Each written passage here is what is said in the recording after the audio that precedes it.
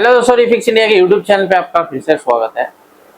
तो दोस्तों, आज की वीडियो में हम बात करेंगे। हमारे पास सेट है जो कि रियलमी कंपनी का सेट है और काफ़ी सारे सेट जो आते हैं हमारे पास रिपेयर होने के लिए, अलग अलग तरीके की प्रॉब्लम हमारे को देखने को मिलती है।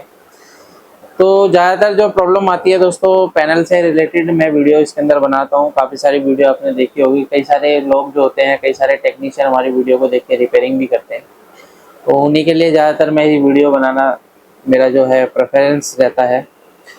तो चलिए स्टार्ट करते हैं। सबसे पहले मैं आपको इसकी प्रॉब्लम दिखाता हूँ, क्या प्रॉब्लम हमारे को देखने के लिए मिल रही है। ये जो सेट है हमारे पास 32 इंची का सेट है।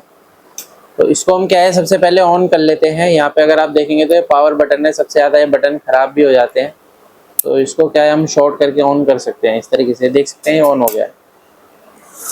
तो अभी अगर आप यहाँ पे देखेंगे तो पैनल के ऊपर क्या कंडीशन हमारे को मिल रही है। तो पैनल जो है हमारा, देखिए स्लो मोशन में हमारा स्टार्ट होता है। यहाँ पे अगर आप देखेंगे इस तरीके से लाइनिंग हमारे को यहाँ पे नजर आ रही है। तो ये जो पैनल है हमारा स्लो मोशन में जो है स्टार्ट हो रहा है। तो अभी क्या है कि इस तरीके की कंडीशन हमारे पास अगर आती है तो सबसे पहले हमारे को पैनल को प्रॉपर तरीके से चेक करना होता है।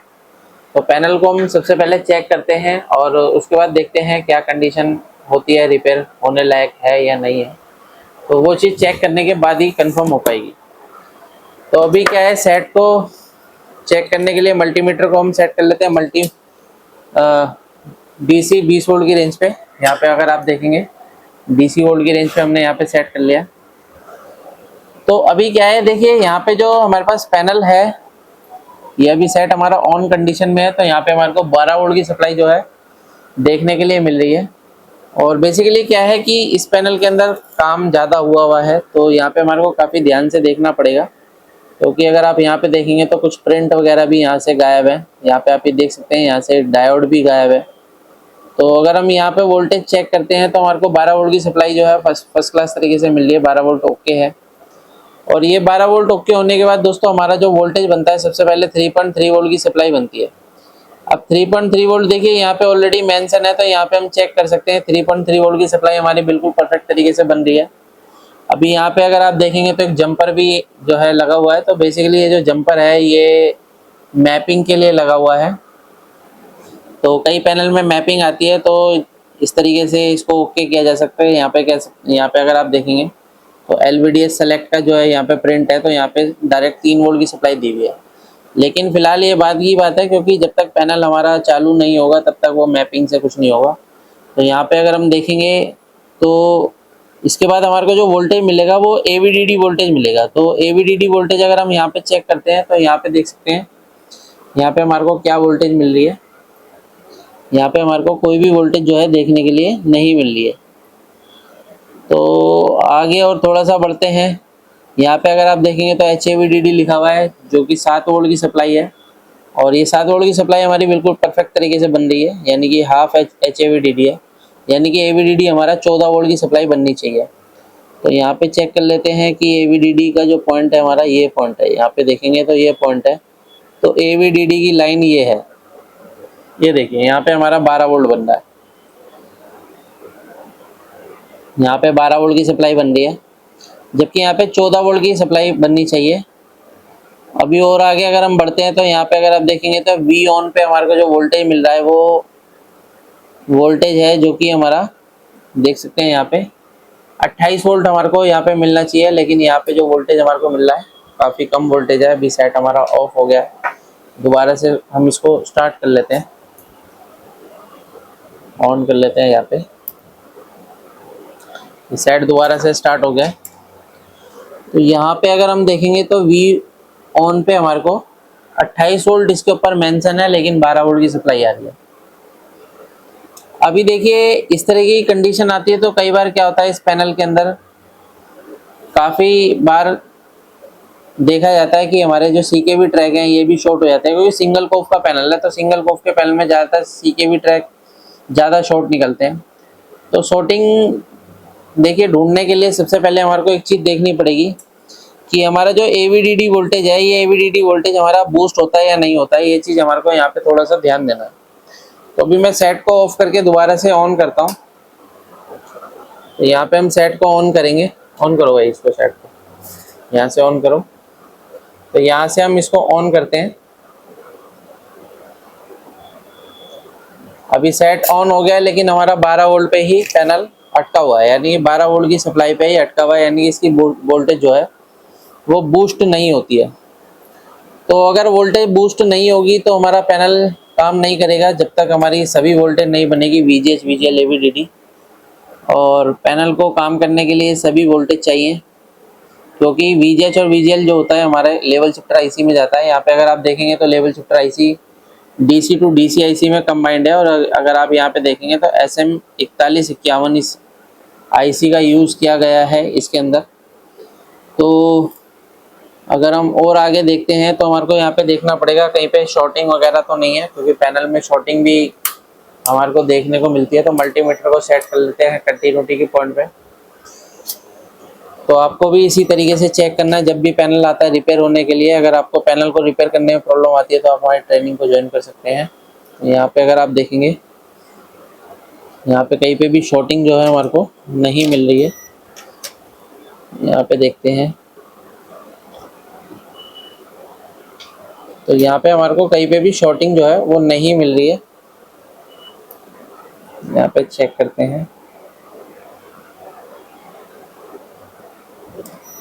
यहाँ पे भी कहीं पे भी हमारे को शॉर्टिंग नहीं मिल रही है। यहाँ पे देख लेते हैं कुछ, देखिए यहाँ पे भी डायोड लगा हुआ है, ये भी शॉर्ट नहीं है, ये भी ओके है। यहाँ पे देखिए कॉइल लगी होती है, कॉइल है हमारी। यहाँ पे देखेंगे तो ये कॉइल पे हमारे को कंटिन्यूटी मिलनी चाहिए। ये देखिए, ये कॉइल पे हमारे को यहाँ पे कंटिन्यूटी मिलनी चाहिए, लेकिन कॉइल हमारे को कुछ नहीं दिखा रही है। ये देखिए, तो अभी क्या है कि यहाँ पे कॉइल के अंदर प्रॉब्लम हमारे को नज़र आ रही है। तो इस कंडीशन में क्या है, एक बार हम इस कॉइल को चेंज करके देखेंगे। तो देखिए क्या है कि अगर कॉइल को चेंज करना है तो इसके लिए सबसे पहले ये बॉक्स दो, ये वाला, इसको हम सबसे पहले इसके नीचे सपोर्ट लगा देते हैं इस तरीके से, ठीक है ना, काम करने में। अभी हम इस कॉइल को चेंज करके देखते हैं, क्योंकि ये कॉइल जो है हमारी ओपन कंडीशन में है। तो कॉइल चेंज करने के लिए पहले हम यहाँ पे से एक PCB ले लेते हैं। काफ़ी सारी PCB हमारे पास होती हैं, तो PCB में से कॉइल निकाल सकते हैं, या फिर एज ए टेस्टिंग पर्पस हम यहाँ पे एक जंपर लगा के भी चेक कर सकते हैं, या 0 ओम की रेजिस्टेंस भी लगा सकते हैं। यहाँ पे अगर आप देखेंगे तो ये कॉइल है मेरे पास यहाँ पे PCB के अंदर। तो इसको हम कॉइल को चेक कर लेते हैं। ये देखिए, ये कॉइल ओके है, लेकिन यहाँ पे जो कॉइल है वो क्या दिखा रहा है, नहीं बता रहा ना। हाँ, इसको हम चेंज कर देते हैं। चेंज करने के लिए देखते हैं, क्योंकि क्या होता है कि यहाँ से हमारा 3.3 वोल्ट जो है कोफ आईसी के अंदर जाता है, क्योंकि इसका अंदर क्या है कि जो इसके टीकॉन आईसी है वो कोफ आईसी के अंदर कंबाइंड है। तो जब 3 वोल्ट उस कोफ आईसी को मिलेगा तो एक इनेबल वोल्टेज आएगा, तब हमारी DC to DC IC pulse बनाना शुरू करेगी, तब हमारी वोल्टेज बनेगी। इसमें देखो कहीं पे टीकॉन आईसी नहीं दिख रही, तो टीकॉन आईसी कहाँ है, कोफ के अंदर कंबाइंड है जी, ठीक है।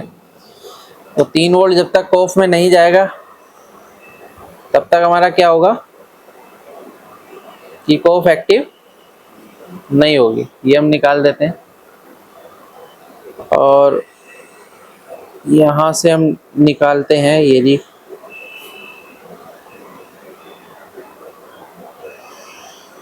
तो यहाँ पे हम ये लगा देते हैं,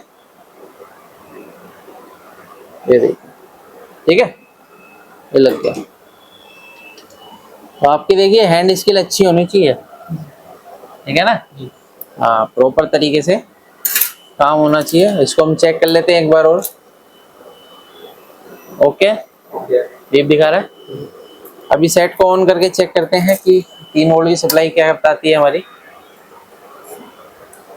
मल्टीमीटर को फिर से सेट करते हैं DC वोल्ट की रेंज पे,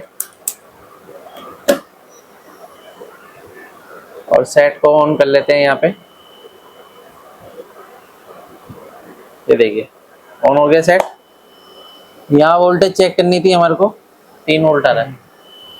अभी और वोल्टेज चेक करते हैं। देखिए यहाँ पे सबसे पहले AV/DD वोल्टेज चेक करते हैं। आ गया। और VGH कितनी बननी चाहिए? बन गई? सारी वोल्टेज आ गई, मतलब VGH भी आ गया, AVDD भी आ गया, तो इसका मतलब वोल्टेज बनी गई है। पैनल की अगर कंडीशन देखेंगे, ये देखिए पैनल बिल्कुल फर्स्ट क्लास तरीके से हमारा चल रहा है। ओके, तो इस तरीके से हम कोई भी पैनल जो है आसान तरीके से रिपेयर कर सकते हैं, लेकिन हमारे को ये चीज़ कंफर्म होनी चाहिए कि पैनल की जो आईसियाँ होती है कौन सी किस में कंबाइंड होती है। काफ़ी सारी इसकी थ्योरी भी होती है और उसके बाद ही प्रैक्टिकल किया जा सकता है। तो वीडियो अगर आपको पसंद आए तो वीडियो को लाइक करें, शेयर करें, कमेंट करें। Thank you friends.